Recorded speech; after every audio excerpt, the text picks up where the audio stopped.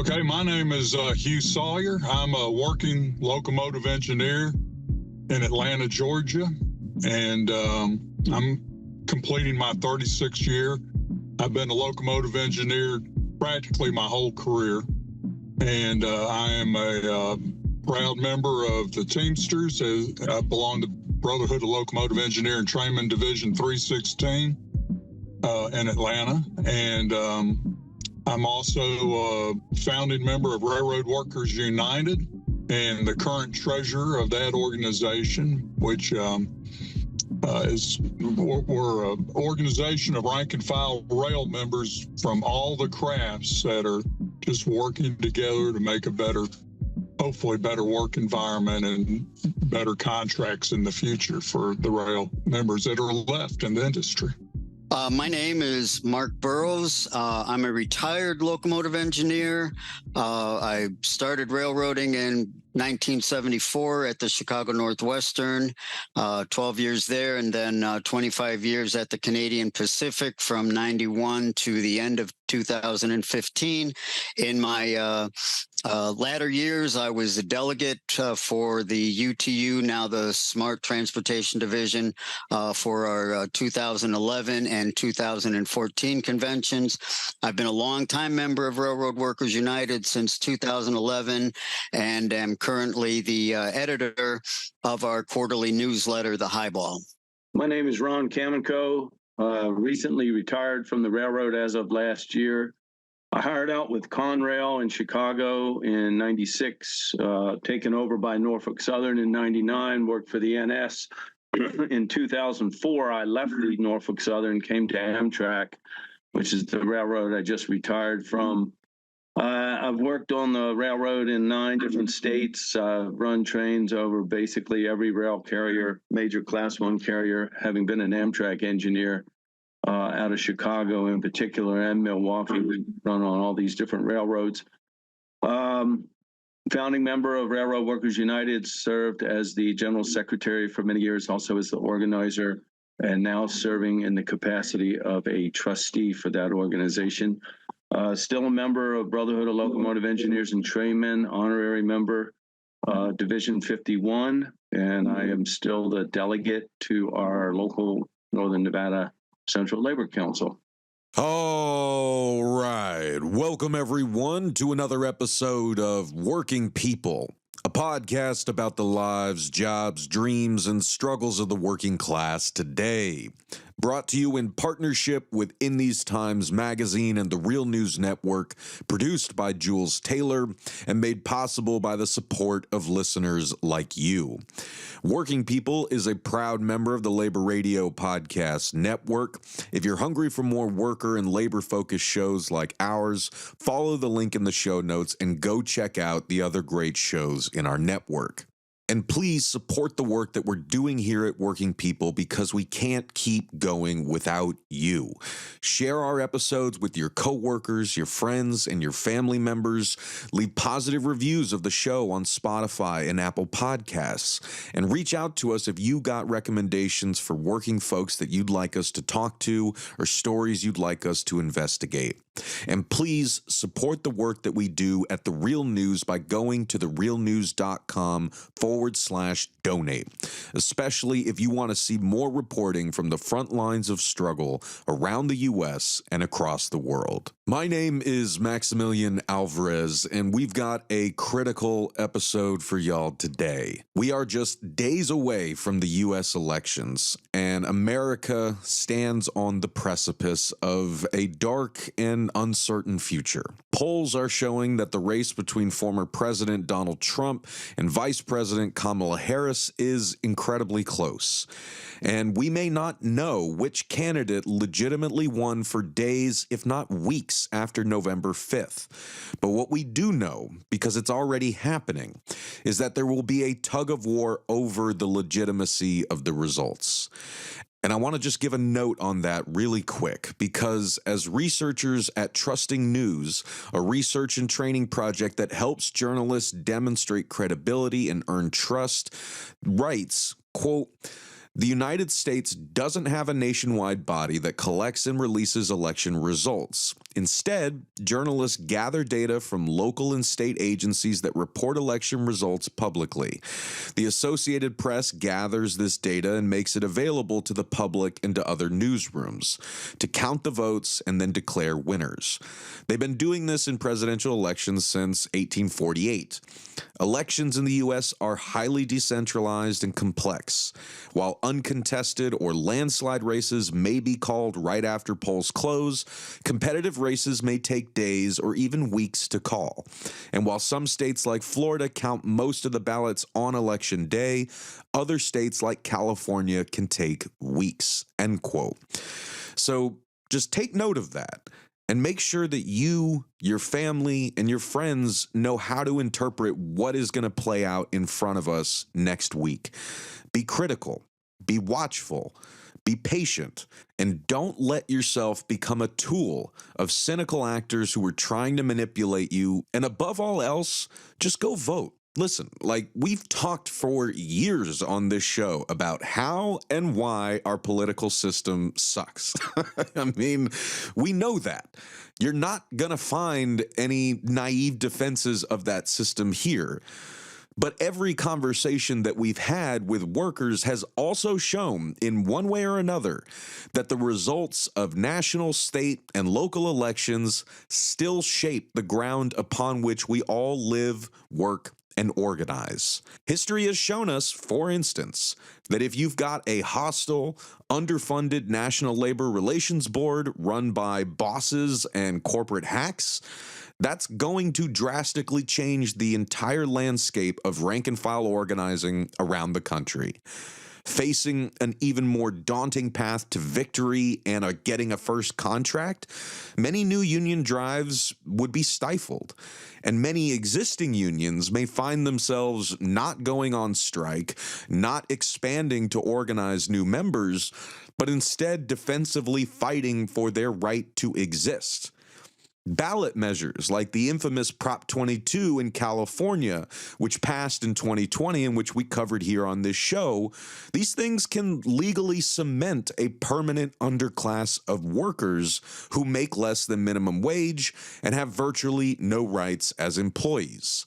So take elections seriously, even if politicians and their elite donor class don't take you seriously. And that's really what we're here to talk about today. As you guys know, 2 years ago, when the potential for a national rail strike was building, we conducted many, many interviews on this podcast and over at the Real News Network with railroad workers from across the industry. We talked to engineers, conductors, dispatchers, track workers, and more. And through those interviews, we helped educate the public on the long brewing crisis in the country's supply chain, a crisis driven by the insatiable greed of massively profitable rail companies and their Wall Street shareholders, a crisis that is affecting all of us as consumers who depend on the rails way more than we realize, and a crisis that has been most acutely felt by workers who have been run into the ground and by trackside communities like East Palestine, Ohio. As you guys also know, at the request of President Joe Biden, with the urging of the rail companies themselves, and with the help of both parties in Congress, the government preemptively blocked railroad workers from striking in December of 2022 and forced workers to accept a contract that did not address the vast majority of issues that have been putting them, our communities, and our supply chain at hazard. Then, 2 months later, in February of 2023, the Norfolk Southern train derailment and toxic chemical disaster happened in East Palestine. Now, a lot of folks have been asking us how this has all shaped railroad workers' attitudes and approaches to the elections. And plenty of folks have even cited the blocking of the rail strike as a key factor in their decision regarding who to vote for or whether to even vote at all. So as we always do here, rather than try to, hypothesize or ventriloquize what we think workers might say, we're going to go straight to the source and talk to workers themselves. As you guys heard at the top of this episode, we've got an incredible panel of veteran railroaders here to help us navigate this. So let's dive in. Brothers Hugh, Mark, and Ron, it is so great to see you all and so great to be chatting with you all today. Thank you so much for making time for this. I really appreciate it, and I'm really excited to talk to you guys about this today because, as I mentioned in the introduction, a lot of folks really want to know and really need to know what you think and what is being talked about on the rails, right? I mean, and we came together ourselves 2-3 years ago out of our reporting on the struggle of workers on the railroads that led us to connect with Railroad Workers United and so many great folks from across the different crafts, the different unions. We've had Ron and Mark on different recordings on the Real News and Working People. Brother Hugh, it's so great to have you on the show and to introduce you to our listeners. And, I want to kind of just quickly start there because since our listeners, became over time so familiar with Railroad Workers United and some of you guys, I think it's at least worth starting on a positive note that since our, intense recording, interviews, panels, live streams during the last kind of contract fight and potential railroad strike, Brother Ron Kaminkow has finally retired since then. And so, Brother Ron, folks just want to know, are you enjoying your well-deserved retirement? Yeah, very much. Catching up on many years of deferred personal life, all sorts of hobbies and interests, but also remain active in the labor movement. Definitely hope to remain active in Railroad Workers United for many years to come. So, yeah, it's a good thing. I highly recommend it. Well, congratulate from all of us here at Working People to you, Brother Ron. Congratulations on making it to retirement, man. You deserve it. I hope that you're enjoying every single second of it. And I know our listeners are sending nothing but love and solidarity to you and to Mark and Brother Hugh. You're going to be there soon, baby. Don't worry. We're pulling for you too. Sooner or later.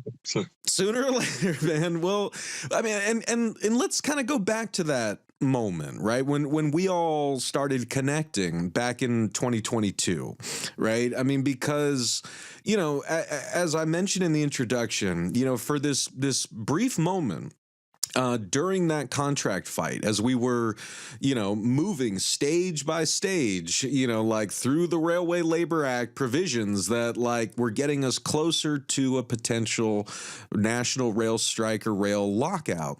We were learning through interviews with rank and file railroad workers just how big of a catastrophe has been brewing on the rails for many years, and how damaging this has been to railroad workers themselves, to communities that have railroads running through them or terminals stationed near them, not just places like East Palestine, Ohio, but places like South Baltimore here that live next to the CSX terminal that we've also reported on. So it was in the process of those conversations that we learned so much of what you and your fellow railroaders had to teach us about the kinds of conditions you've been working under for many years. And it felt like for a brief moment in 2022 and into 2023, a lot of folks around the country finally woke up to a lot of the realities that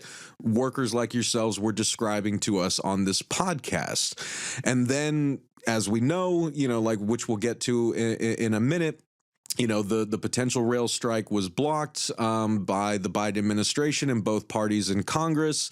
The East Palestine derailment and poisoning of an entire region happened in just a couple months later.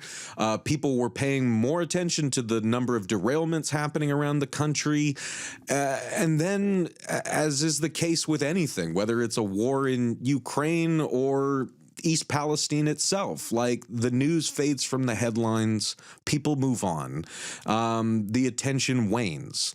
And so I wanted us to start back at that moment and, we're heading into a new contract bargaining period in 2025. So I want to give our listeners an update before we dig into the upcoming election.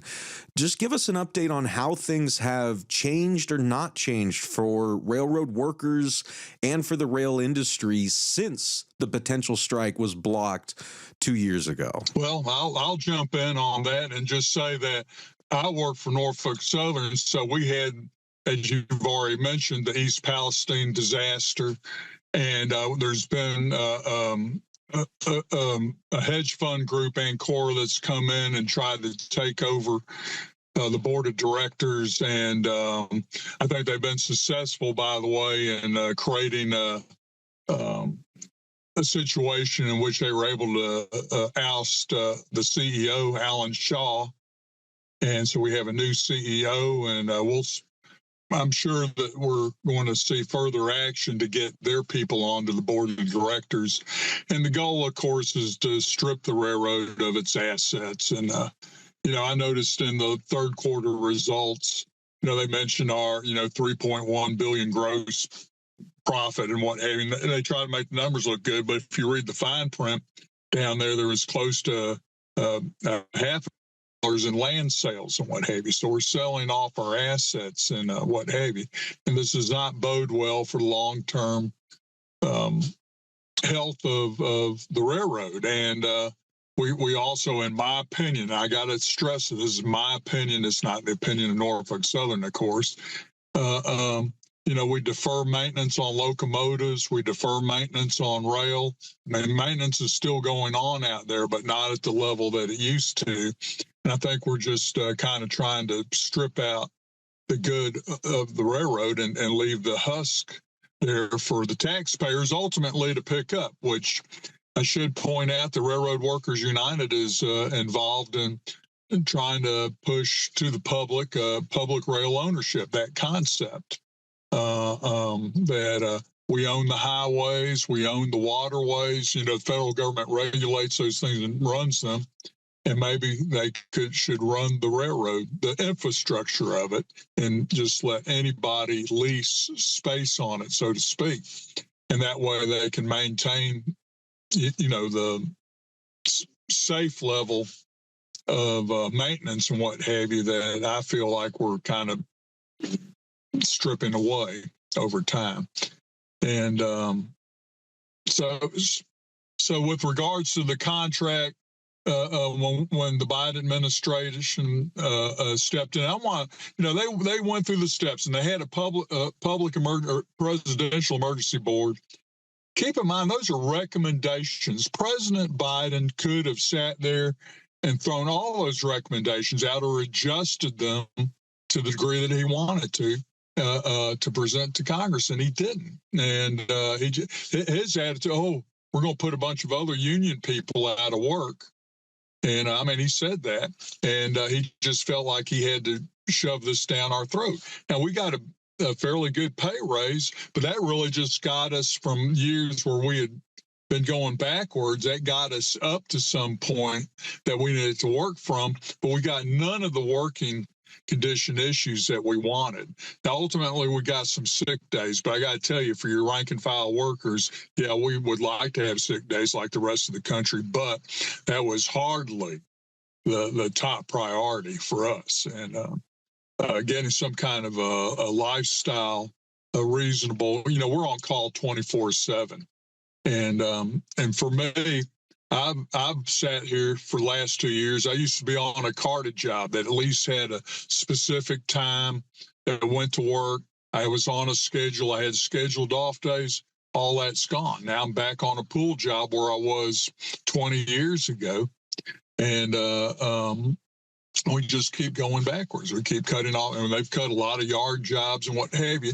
Their goal is to have a great big happy extra board where you're on call 24/7, 365 days a year, and they, despite any propaganda coming from Norfolk Southern, I just don't think they really care about our lifestyle. They care about theirs, but they don't want to give us a reasonable off time. I would think with 36 years of seniority, I'd be on a high-paying pool job with a good schedule and what have you. That's where I would have been if this was 20 years ago. I'll just jump in and add on to Hugh's point about the whole railway labor process. When the government decided to directly intervene, and not only could Biden have made a proposal, but Congress itself could have crafted, and if there was one shred of sympathy for the just demands of rail workers, which contractually was mainly about the quality of life issues. Everybody's spinning on extra boards and working on their rest and fatigued and no life and potentially getting fired to take off for your daughter's wedding or your kid's t-ball game or whatever, and draconian attendance policies. It's worth noting that the main while fatigue is certainly in and of itself a safety issue, a major safety issue. But all the other safety issues, which we regularly, the long and heavy trains, the deferred maintenance, many of the factors that contributed to the East Palestine disaster, those were not even on the table and being discussed, and they're not now in the current round, but it was mainly about the quality of life issues.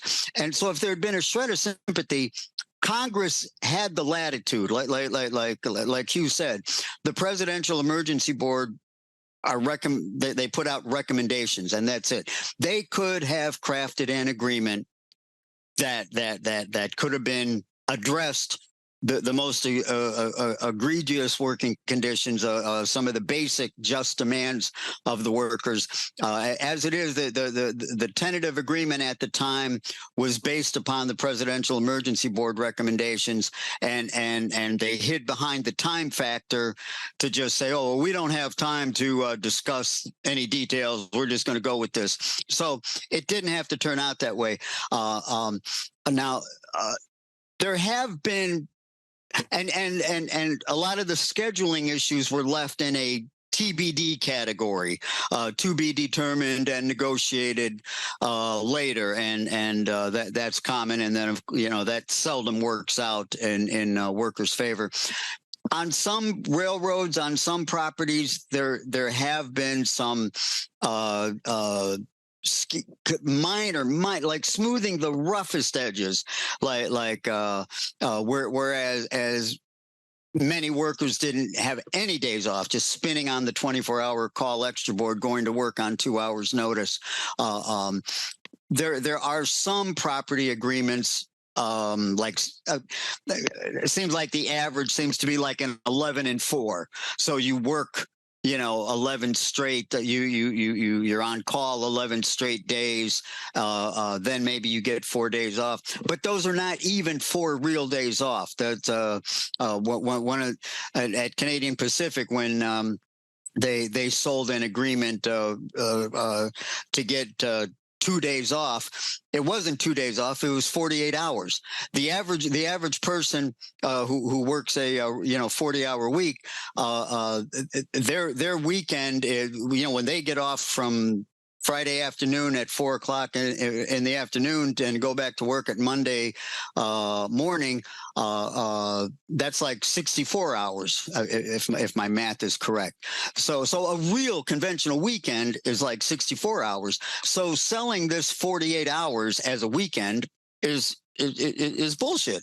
And so any of these 11 and 4, it's the same thing. It's not really 4 days off. It's 4 times 24 at best. And the first day is spent recovering from working like a dog.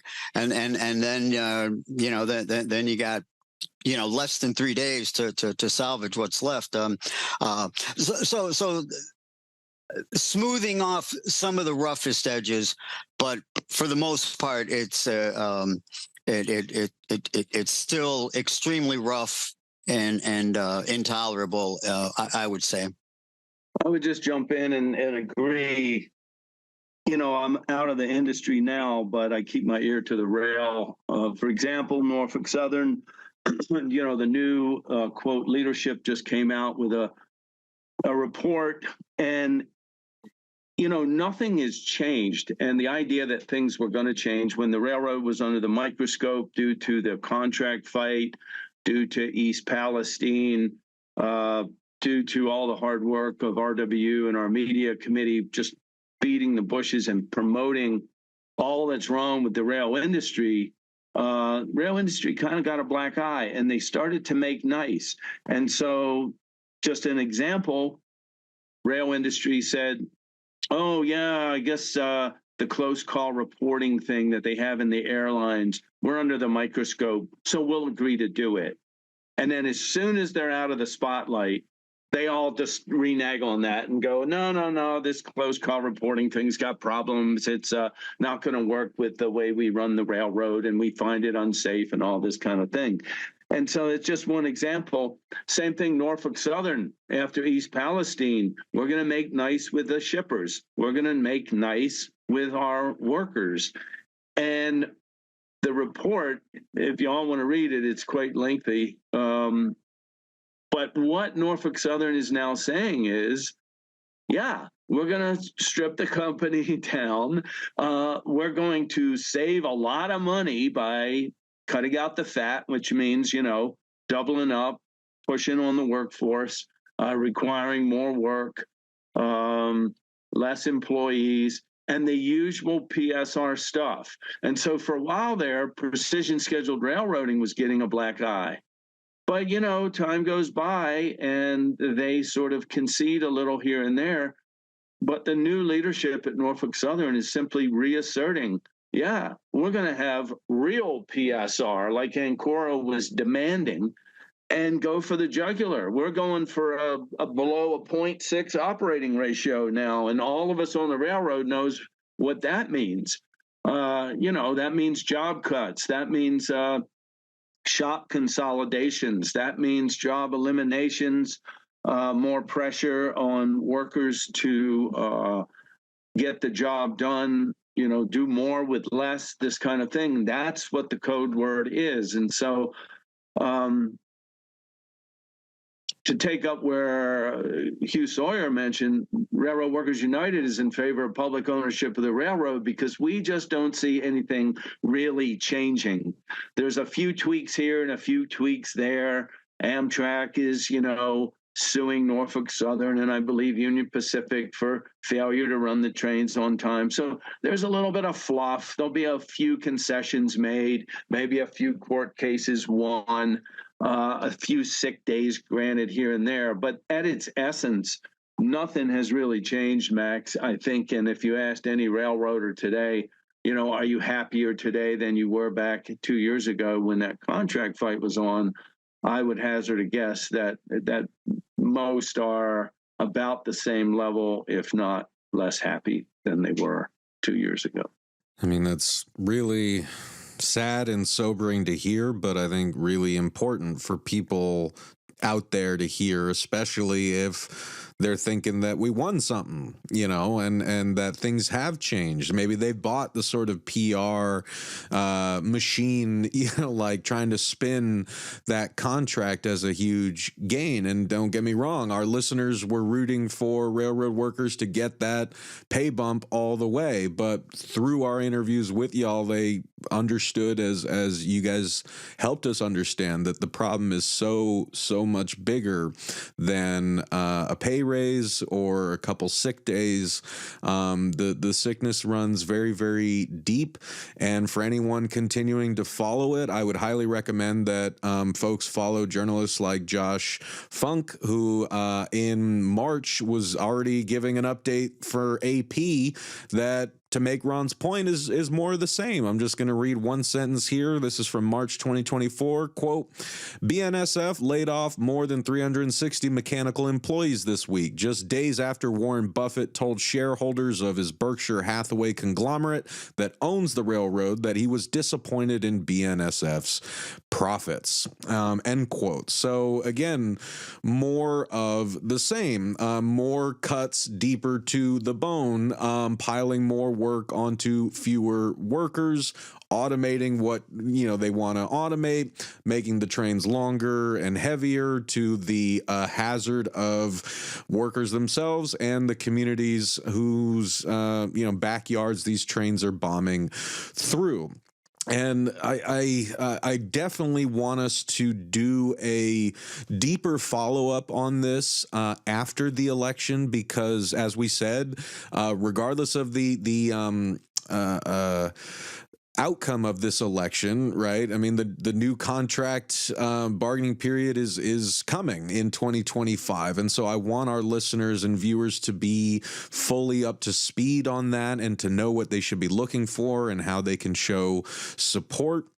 But I want to kind of build on this discussion and take us into the heart of darkness, as it were. Like we all know that we are days away from what may very well end up being the most consequential election in our lifetimes. We hear that every year. Feels like it may be true this time, right? And as always, I want to be clear that as a 501c3, the real news is not in the business of telling anybody how to vote. We are here to give y'all the information and perspective that you need to act and to make an informed decision for yourself. But as we discussed earlier today, the railroad workers, as y'all were saying, infamously, had your potential strike blocked under the Biden-Harris administration in 2022. But I would remind listeners that, that was also with full bipartisan support from Republicans and Democrats in Congress. Some dissented symbolically, but, importantly, but by and large, this was a bipartisan effort, but it happened under the Biden-Harris administration. And, as we discussed in our reporting from that period, the rail industry itself, was further deregulated under the Trump administration, right? And so we know that railroad workers specifically and union workers in general are not a monolith. And I do not want to ask any of you guys to try to speak for the whole of rail labor or your union or even, the company you work for, right? Again, just help us put our ears to the rail here. And what insight can you give us right now into how all of this is shaping, your and your fellow railroaders' attitudes and approach to the current election, right? A lot of people on the left and even people within the world of labor have cited specifically the crushing of the rail strike as a reason not to vote for Harris. But we want to know, what do railroaders themselves have to say? What do you guys how are you guys navigating this moment? And what are you hearing your fellow workers talking through as they are navigating this moment as we head into November 5th? Well, Max, I'd say, obviously it's a mixed bag. It's not a monolith, whether you're on the railroad or at UPS or whether you're a teacher or what have you, a myriad of different political opinions. But first of all, I think it's important that railroad workers and all U.S. citizens understand that in Biden breaking that strike, he didn't do it alone. He asked Congress, and Congress willingly, both Democrats and Republicans, provided the legislation to break the strike. So that's the first thing. Secondly, we haven't had a national rail strike in 30 years. The vote in 1992 to break the strike, I believe, was 400 to 5. And so right off the bat, you know that it was complete bipartisanship, both Democrats and Republicans. So I have a little list here that I think it's worth everybody, whether you're Democrat, Republican, or what your political persuasion is. The Great Railroad Strike of 1877, which was the first general strike in this country, one of the greatest labor uprisings to that point, that strike was largely broken by a Republican, Rutherford B. Hayes.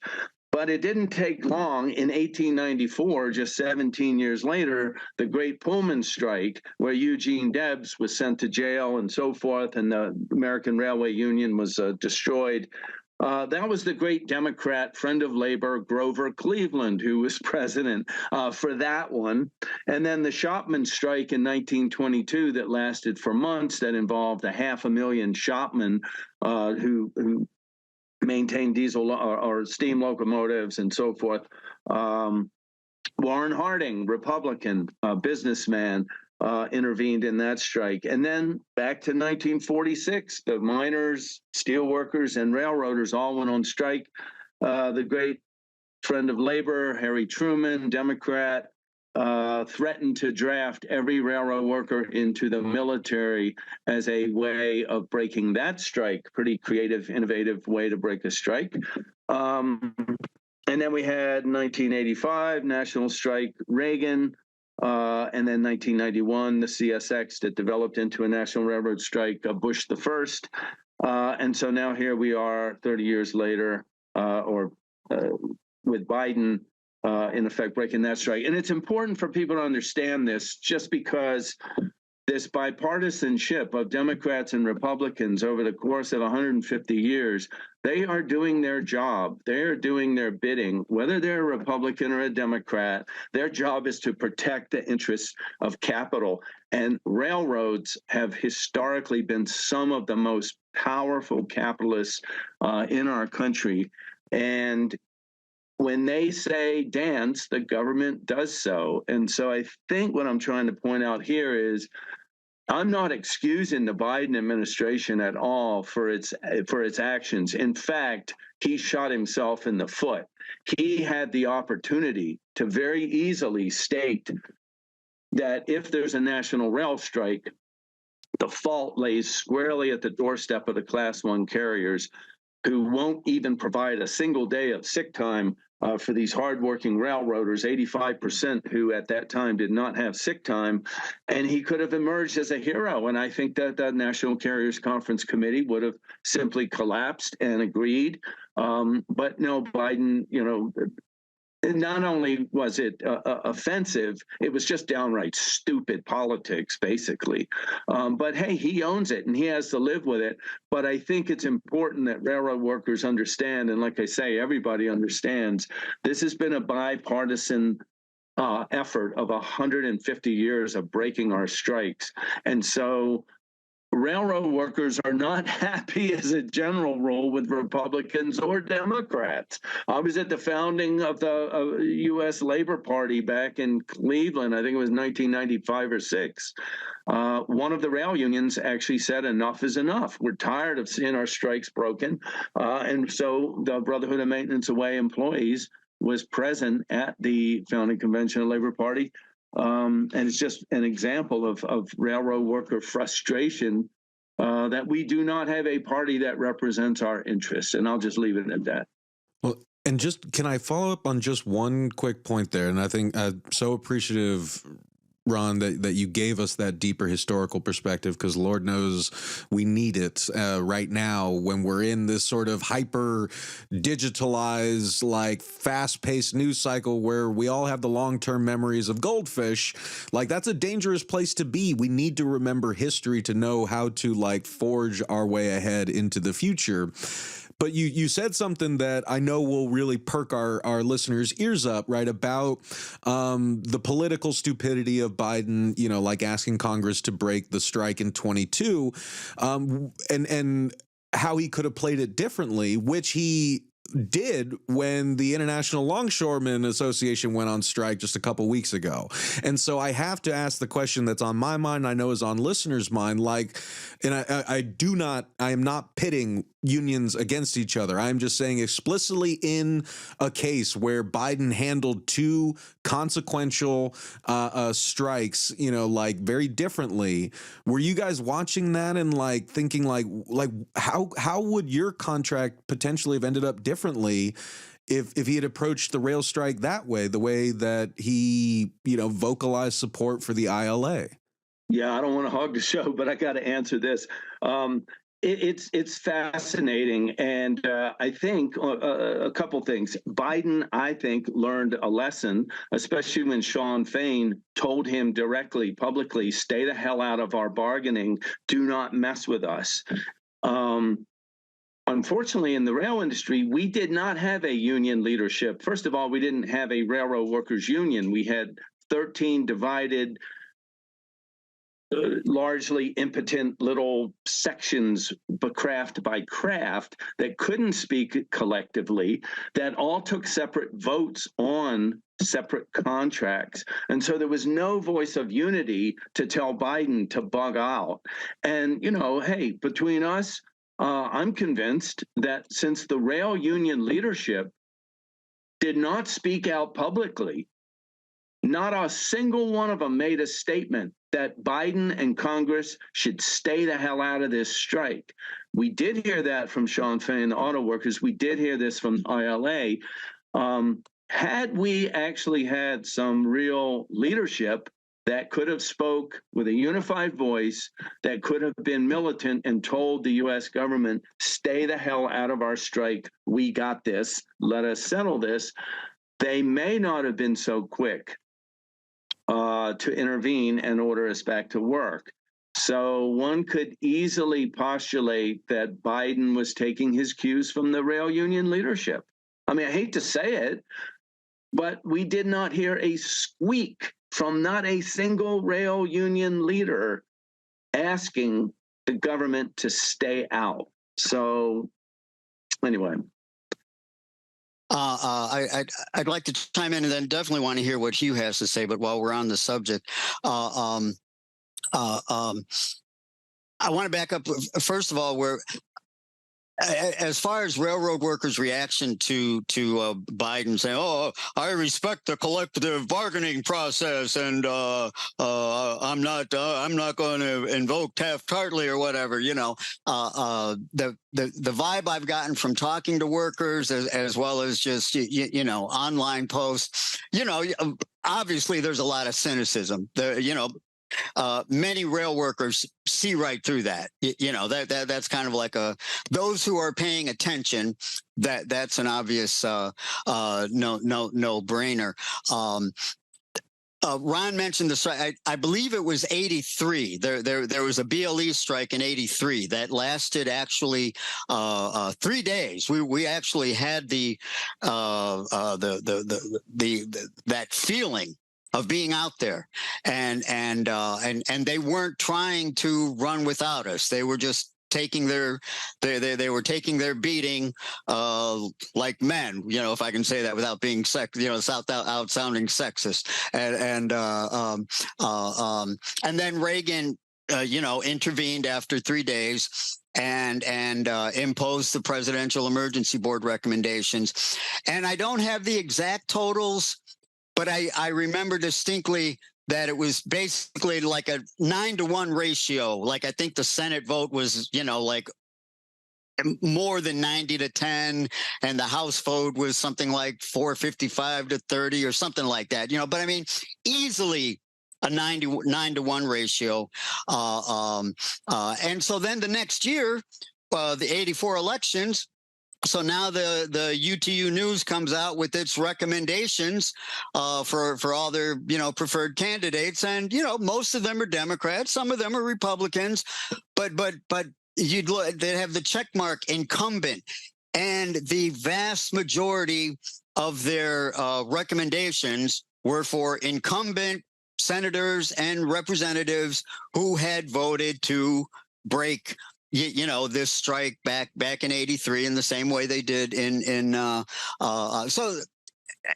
so no repercussions, like Ron was saying. No repercussions, no calling out. This is just like a smart TD President Ferguson, right before Biden, when he was imploring his membership to ratify the contract, or Biden, or the government will, he just said, well, we've reached the end of the process, so this is it. We've done all we could. And I would argue, no, you haven't done all you could without challenging their right, challenging the moral and ethical legitimacy to do this. There's a whole history of how the Railway Labor Act came into being in the first place, was for this very reason, to curb railroad militancy, and then also I think it was 2011. The BLE was about to go on strike. We were ready to. I was working the afternoon shift, and we were ready to get off our engines at the stroke of midnight. And then Obama, great friend of labor, he issued a presidential back-to-work order. Now, the only reason that didn't turn into a big government intervention was because then the BLE just kind of implored its membership to, here, you might as well ratify this, or they'll ram it down your throat. And they always hold this threat, ratify this. It's not the best contract, or whether it's a tentative agreement or ratify before government intervention. I suggest you ratify it because it could always be worse, which is true. Just as the government could make a more favorable contract to the Presidential Emergency Board recommendations, the government can always make it worse. So that threat has merit to it. And then, of course, they wield it like a 20-pound sledgehammer. And so after Obama did the last minute. I think he invoked like a cooling off period. It had gotten to the point where the last cooling off period was over, and so he invoked one more, and then the membership ratified it. But so that was another example of if not direct government intervention, what I always call the gun to the head threat of government intervention, and so and now. Both the operating craft unions are just shamelessly encouraging their membership to support Harris, as if 20,000 of this, as if 2022 didn't even happen. In the same way that the union leadership did back in '84, as if busting the strike back then. So the history. I think Einstein said continuing to do the same thing while expecting different results is the definition of insanity. So there you have it. Hugh, take it away. Okay, and let's see. I don't know where to start. But right now we're in an election that I don't even think what Biden did to us in 2022 is even a thought, hardly, at this stage of the game, because the threat from, is my opinion, Donald Trump and the 2025 project and what have you. Forget about our pathetic problems in the rail union, in the rail industry. I mean, we're talking about the theoretical dismantling of this country. If Donald Trump gets elected. So I think we're beyond that. Having said that, I feel like a lot of my fellow workers down here in the South, rail workers, think this is the WWF or something. It's some kind of entertainment industry. And so a lot of them are and down here, we're like sheep. We run around in herds and what have you. And depending on where you live, I now live way out in the country where I grew up in the city. They all convince each other that they're going to vote for Donald Trump. And they're voting against their own interests, but they've convinced themselves that he's the man, and they don't want that horrible person, Kamala Harris, up there, who's black and female, let's be honest. And I'm living in the South. So I want to go back and say something about the rail industry. Ron went through the history of strikes and how they're broken. What everybody needs to understand is how important we are to the economy. When the rail, when we go on strike, the economy comes to a halt. I mean, stock market's affected on day one. I don't know if this is still true, but they used to tell us that New York City, 24 hours after the rail industry shuts down, that you've got food shortages and what have you. So this is why I think Democrat or Republicans are so anxious to, prevent a strike and prevent that economic blow. My thing about Joe Biden and breaking our strike, you could have imposed a lot of what we asked for in the way of work-related rules and so on, and off time and that sort of thing. He could have imposed a good agreement for the workers and chose not to. And but in fairness, he's surrounded by people around him. I just think he was told, hey, if we give him a 25% pay increase, that solves all the problems. And he went with it. But he was desperate not to have an economic slowdown. And by the way, I'm going to go back to public rail ownership. The amount of freight that we're moving in this country has been going down for years as a percentage of the freight. That's ridiculous. These railroads are not operating in a patriotic mode and hey, we're the basic part of the economy, that we keep the whole capitalistic system going. And without that thought process in there,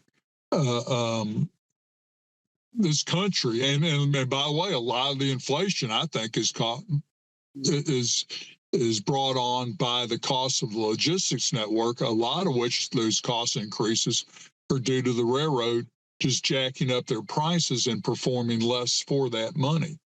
And so that people need to look at things from a bigger scale than just the rail workers. And really, you could pay all of us $1 million a year, what few railroad workers are left, and it would still be a pimple on the amount of profits the railroads are making. But they're just, the greed is, I mean, really, you're talking about you want to go to a 50% operating ratio. Would you give me a break?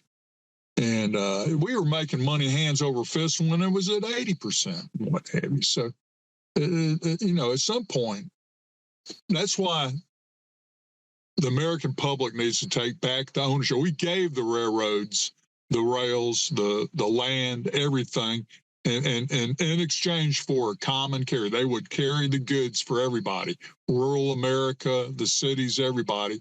They have violated their part of that agreement since almost day one, and it's time to hold them responsible.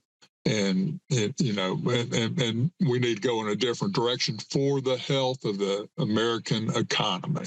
I think that's beautifully and powerfully put, man. And I want us to sort of end this conversation right with a kind of, let's get real, let's talk strategy here. Let's talk about how working people of conscience who are trying to do the right thing for themselves, their families, their communities, their country, people who are trying to navigate this, what words can we have to offer them about how to navigate this election and whatever's coming after it. But I want to just, by way of getting there, just ask kind of two clarifying questions here. Because again, these are questions that I'm seeing come up a lot online in the news. People ask me directly, and it feels like, based on what you guys were saying, there are two key points here that I just wanted to ask for a little clarity on. So in one sense, would you say it's fair that by and large, the majority of railroad workers are not the majority of railroad workers who are thinking of voting for Trump or planning to vote for Trump, that they're not primarily motivated by a feeling of betrayal from the Biden-Harris administration, and that's driving them to Trump? So that's kind of just one clarifying question I wanted to pose to you guys. And then the other, which Hugh, it was kind of coming out in what you're saying, is, do you think a lot of folks on the rails are thinking of their vote as a rail worker? Like, what is going to be good for me and my union and the industry? It sounds like what you guys are saying is that in terms of the folks who are planning to vote for Trump, like, they're not thinking with that side of their brain. They're thinking more in this, WWE kind of terms that you were saying, Hugh. So I wanted to ask if you guys could just comment on both of those before we kind of make the final turn here. Well, I'll jump in and just say, I don't think the screwing that we got in 2022, and that's what it was, has any factor today. Everybody's caught up in the news cycle that everybody's caught up in on what's going on today. And they definitely are not looking at it from a union, does this really benefit me as a rail worker and what have you? This me down in the South. I don't think they're thinking that at all. And we're right back to the demoralized place we were 2 years ago before people got excited and said, wow, we're going to go on strike and we're going to really achieve something. And now they're just back to their hangdog, make another day and that sort of thing. So that's my feeling, that what happened back 2 years ago is not a factor today in how people are voting. And I don't think they're voting in their own interest. I can't imagine any worker voting for Donald Trump in that bunch. I mean, really, we're going to add another $8.2 trillion in debt, which was added under our glorious leader, Donald Trump, when he gave that big tax cut to the rich. I mean, when will anybody get it? And somebody's got to pay taxes in this country. It'd be amusing to me if everybody paid taxes, including the rich. So, I don't know. It's a lot of union people are going to vote against their best interests, but I am hopeful that we're going to eke it out as we did 4 years ago. It's the lesser of two evils, and we can do more to change the Democrat Party, I think, than we'll ever be able to with the Republicans, who are led by people who are out to create Nazi Germany, in my opinion. My observations are... Yeah, I'll second that emotion. I was just going to... Go ahead. Well, I was going to say it is the lesser of two evils. This is the game that I personally feel that we've been playing, my whole adult life when it comes to election time. I rarely have a candidate on the ballot that I'm excited about, because I don't see them as really representing the interests of working people. They're always beating around the bush, even when they sound pro-union, like Biden. Then he does something like goes along with the corporations and breaks a strike. It's the same old. It's been happening ever since Jimmy Carter, first election that I was party to 44 years ago or what have you. So we got our back against the wall, and we're looking at a regime potentially that could assume power in January, that has shown itself to be somewhat fascist in nature. Hugh alluded to that 2025 project of the Heritage Foundation that Trump has now said he doesn't know anything about, but of course he does. And all of his big-time supporters are very excited about implementing such a thing. But railroad workers, like many workers, aren't necessarily in tune with what their interests are, and politics is complicated. And so, we had this horrible guy, Ron Batori, who was head of the FRA, and he was all for single-person crews, and he was all for granting waivers to the industry and getting rid of long-term safety regulations during COVID on trumped-up reasons given by the carriers. Ron Batori, a lifelong CEO of rail corporations, was ready to give the industry everything it wanted. He was a Trump appointee. He could come back. And if not him, someone just as bad, if not worse. But people don't necessarily connect these kind of dots, Max. It's really a shame. Elaine Chao, head of the Department of Transportation, comes out of a big billionaire shipping magnate family. Don't get me wrong, I'm not a big fan of Pete Buttigieg, but God damn it. I mean, at least the guy isn't from some billionaire shipping company who's obviously going to side with the interests of big shippers. And so same with Batory as CEO. Emmett Bose, you know, he is what he is at the FRA, but he's a hell of a lot better than having a CEO. These are the people we bargain with. These are the people who have implemented precision scheduled railroading. These are the people who want to eliminate crews, eliminate jobs, combine shop facilities, get rid of all of us if they had their way.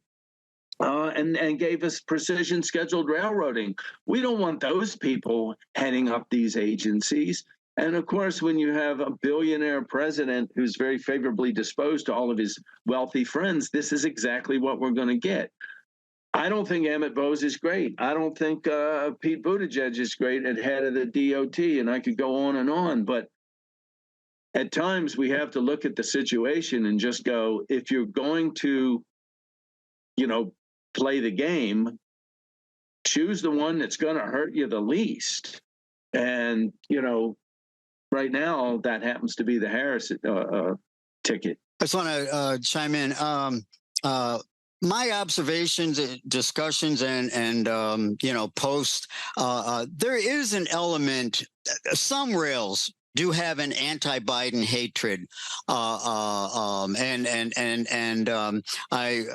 I saw one discussion, you know, well, Trump's talking to Trump and Musk want to fire all workers who strike, and you know, and then well, at least you know, he wouldn't do what Biden did or whatever, you know. So there's what's going on there is what's going on all over the country, where workers are forced to make this choice. I mean, I go back to the first election I really paid attention to, like Ron was talking about, was 44 years ago with Reagan against Carter, and that's when I came of age politically, and that's when I became convinced of the need for an independent political party, you know, based on an organized militant trade union movement, and so I've been advocating for that for 44 years, but these last three election cycles, you know, has been Trump versus a lame Democrat, Clinton, who, in my opinion, if they had not stolen the nomination from Sanders, there's a very good chance that Sanders could have beat Trump, because so many of these workers who had voted for Obama and then got disillusioned about that, they voted for Trump. Sanders, I believe, could have won some of those voters. So then 4 years later, Trump and Biden. You know, now Trump and Harris, just a female version of Biden, you know, and so people held their nose to vote for Clinton, and people held their nose to vote for Biden, and now some are gonna hold their nose to vote for Harris, and some are so repulsed by them that they don't even care about Trump, you know, and then some will sit it out, and who knows where we land, but we cannot continue. We cannot allow ourselves to continue this cycle of. I mean, this is lesser evilism on steroids. You know, maxed out, circuits overblowing.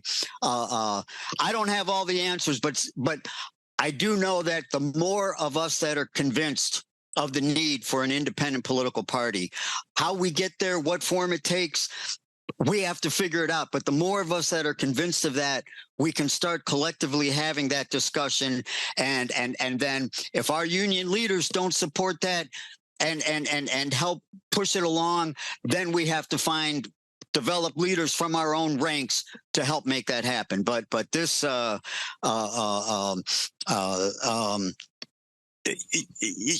you know, I'm not an expert on the history of Nazi Germany and fascism, but the basic common thread is Hitler wasn't taken seriously until and the Social Democrats were too impotent to mount any challenge, and you know, I don't want to be, you know, fascism is around the corner, but there's a common thread. Okay, that's the direction they want to go, and the Democrats have proven themselves incapable of mounting any resistance, and we could end up with Trump. And who knows where that will take us. But whoever ends up, we need to organize, resist, and ultimately come together and form an independent political party use our numerical majority and our economic power and figure it out, because we can run this show a whole lot. I'll leave it there. Workers can run this shit way better than the billionaire class. That I am certain, and I appreciate, as always, your guys' incredible insight and passion. And I just really hope that folks out there are taking everything that you say to heart. And I just, on a personal level, just really appreciate the kind of sober, clear-eyed but principled kind of analysis that I always get from you guys, because, folks need that. And regardless of what sort of political tradition you've come out of, where in the country you are right now, right? Like, we've got to look at this situation soberly and not, as Hugh was saying, sort of get caught up in that kind of herd mentality or the kind of online, rage fueled sort of manufactured consent, right? I mean, like, if you feel yourself getting unmoored from that, and you feel yourself being led where the media wants you to follow and where these politicians want you to go, like, take a step back, center yourself, listen to your fellow workers, talk to the people around you, have these kinds of conversations now before it's too late. And in that vein, guys, I want to just sort of build on the great points that y'all were making and sort of look forward here, right? As we said, we're going to have y'all back on, have more brothers and sisters from the rails on to talk about, the contract fight coming up, and, where we can, as a working class, kind of learn from our past mistakes, learn from 2022, so that, like, we're forging ahead into the future, having learned those lessons and being better prepared for what's coming. I know our listeners feel that. I know you guys at RWU are always planning, organizing, mobilizing in that direction. And we're going to talk about that in a future episode. But we're recording this on October 30th, and this is going to come out, just days ahead of the election itself, which is taking place less than a week from now. And as you guys have laid out, in brutal detail, right? Our political system sucks, and the system-wide change that we need as working people is not going to come from elections alone. Like, we know that. We need to understand that. But the results of elections still shape the ground upon which we live and work and organize. And so when it comes to addressing the ongoing crisis on the railroads, the crisis of democracy that we're in, the corporate destruction of the supply chain, and all the threats that poses to workers and to our communities, like, what role do electoral politics have to play in that struggle? And what would you guys say to your fellow workers out there listening to this about how working class folks need to proceed strategically within and outside of the electoral system to advance our interests? Max, I think there's a lot of examples from history, not just in this country, but in countries around the world, where without a social movement to propel the electoral struggle forward, you're kind of pissing up a rope. I mean, everyone says FDR changed the country and this and that, or Lyndon Johnson, facilitated the civil rights movement. But had there not been a movement on the ground, in both instances, in the 30s and in the 50s and 60s, nothing would have changed. And so if you put all your eggs in the basket of electoral change, I think you're doomed to failure. By the same token, within the unions, if you elect reformers, in my union, the Brotherhood of Locomotive Engineers and Trainmen, we actually do have one member, one vote. Very few unions in this country have that. And we deposed a long-term president, Dennis Pierce, and replaced him with somebody else. It looks good on paper, but without a movement in our union that, a caucus that's organized to pressure the new president and to make sure that he moves in a direction that's more accountable to the members and starts to take creative action and break from this bureaucratic straitjacket that we're in. You're just Tweedledee and Tweedledum. And I think the same thing holds. One of the most unfortunate things that I've experienced in my life is that most people, unfortunately, are looking for a savior. And whether that savior is Jesus Christ or Muhammad, or whether that savior is a partner, or that savior is a politician or a union leader, or a rich, wealthy person like Elon Musk or Donald Trump. Unfortunately, people don't understand that the only way change is really going to come is if we, and when I say we, I mean tens of millions of regular working class people,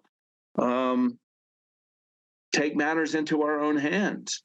We're not just going to go vote next week and everything's going to be okay, no matter what we believe and who we vote for.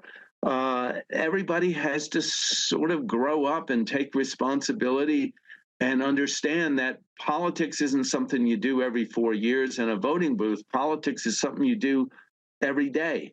You wake up and you say, what do I do today to further the cause of my class, of my neighborhood, of the people that I'm in this world with, that I identify with? And so you go to your union meeting and you go to the picket, you go to the rally, you raise hell. And I don't think we're ever going to get out of the quagmire that we're in unless and until a critical mass of tens of millions of common, regular, everyday working people inside and outside of unions start to, basically say, we are going to take action. This is what happened in the 1930s. Workers spontaneously started taking over factories, and this is how the modern labor movement was born. Modern labor movement didn't come about by a bunch of bureaucrats spending a bunch of money and calling elections. Literally, millions of workers occupied factories, went on general strikes, built a solidarity and a momentum that literally changed the body politic of this country. And that's what we need to do, I think, going forward. No matter who wins this election, that is on our agenda as working class people. I just want to add on my personal hero, and I know I'm not alone, Eugene Debs, not only for his rail labor organizing, but his relentless fight to his dying day for social justice and for a better world of peace, justice, and equality. And he fought and advocated tirelessly to build this kind of movement that Ron is talking about. And one of the things when he was trying to inspire people to build this kind of movement, he would say, don't take my word for it. Go research it yourself. Go learn and study the facts yourself about how this system works, about how this all works, and what's really at play here, what's really going on. And if you do that, then I'm confident that you'll arrive at the same conclusions that I have. And so 44 years ago, I was just a hot-headed rebel without a clue. But I had mentors to start opening my eyes about what was possible. And I had a lifetime of ideological brainwashing that I had to unlearn, just like, well, what about this? What about that? And now back then I needed mentors and then books to learn and study to undo and unlearn what all the propaganda because these corporations that we talk about, they also control the mainstream media. They control the flow of information. Today, we're blessed with outlets like with yourself, the Real News Network, and others, Democracy Now, and others, where people who are beginning to question can go and learn the truth. Your series on the Middle East, Under the Shadow, so much important information and education, and so Ron was talking about the responsibility. We have a responsibility to educate ourselves, because only then can we make informed decisions. If we're just buying the boss's propaganda, then this is what we're left with: Trump against Harris. So there is a responsibility to think for ourselves, and then we can act in an informed manner in our best interest. I'll just leave it there. Sorry, Hugh, I muted you one more time. Apologize. I don't blame you for muting me, but let's just say at least something positive. We're stuck with this two-party system, and we can talk all we want about a third party and what have you, and I certainly advocate that. But right now, there's no reason why we can't take, I believe, a portion of the Democrat Party and move it over to our way of thinking. And we have to exist in the political system as it exists. And we need to, instead of just talking about it, we need to start putting forth candidates in the system that exists. And I mean, you have some people like AOC and what have you. I mean, there are people out there, and I don't necessarily agree with there's nobody I agree with 100%, but I appreciate people that are trying to lead us in a different direction.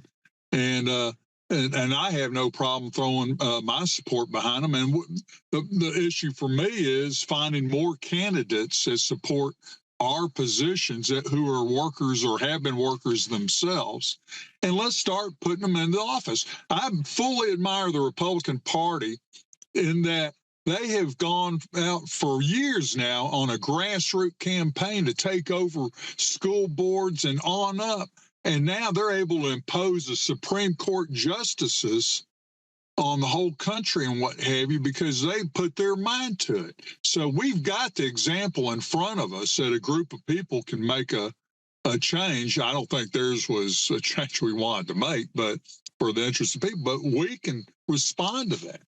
And the Democrat Party has not been doing a good job in responding to it, but I think we can force them to. So I just want to say that it's not hopeless. We can affect change in this country. I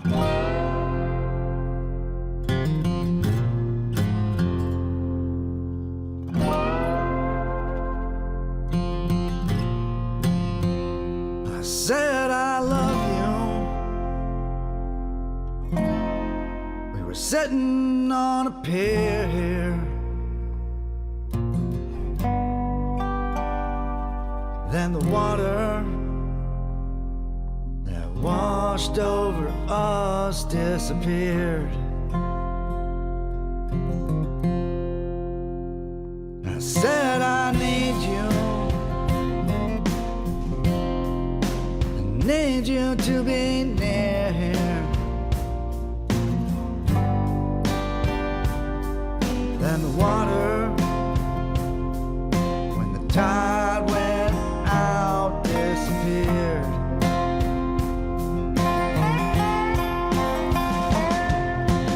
Oh, water runs deep. Oh, water is sweet. Oh, water is the only thing